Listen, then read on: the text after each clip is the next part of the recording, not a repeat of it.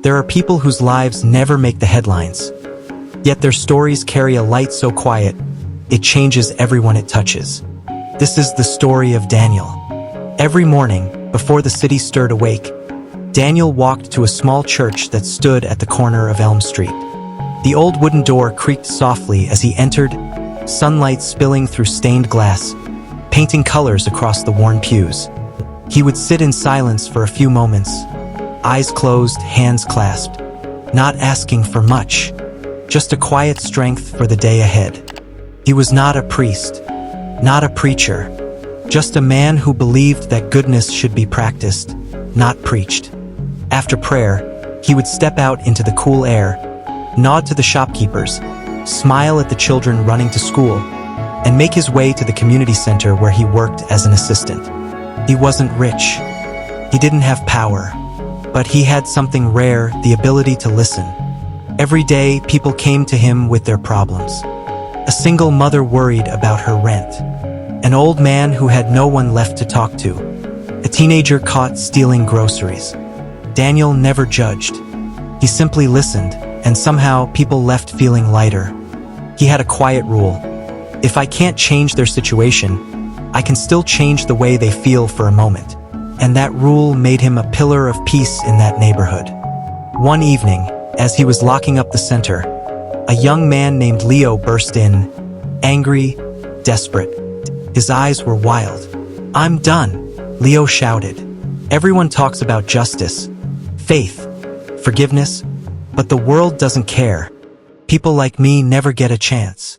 Daniel looked at him calmly, then walked to the small kitchen, poured 2 cups of tea, and placed one in front of Leo.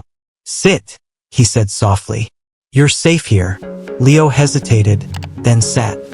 Daniel waited for the silence to breathe between them. Then he said, "I used to think like you, that the world didn't care, that kindness was weakness. But then I learned kindness isn't about the world caring. It's about you caring, even when the world doesn't." Leo stared at him, eyes narrowing. "That's easy for you to say. You've never lost everything." Daniel's face darkened slightly. "I lost my wife 10 years ago," he said quietly. "And my son. I never got to meet him. But I didn't let that make me bitter. I let it teach me what love really means." The room fell silent. Leo lowered his eyes. For the first time, he listened. Weeks passed. Leo began volunteering at the center. At first reluctantly, then with a purpose. He helped the children with schoolwork, fixed broken benches, learned how to listen just like Daniel did. People started noticing.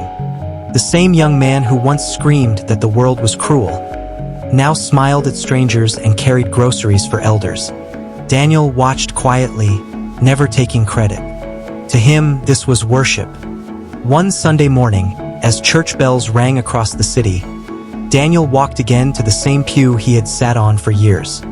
The same rays of colored light danced on his face. He closed his eyes. "Thank you," he whispered, "not for blessings, but for purpose." When he stepped outside, Leo was waiting for him. "Sir," Leo said with a grin, "you've got to come to the center. The new roof's finally done. Everyone's waiting to thank you." Daniel smiled. "Then let's not keep them waiting."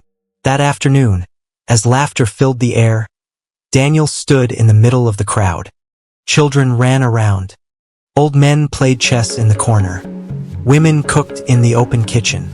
The world looked brighter, not because life had become perfect, but because people had started believing again.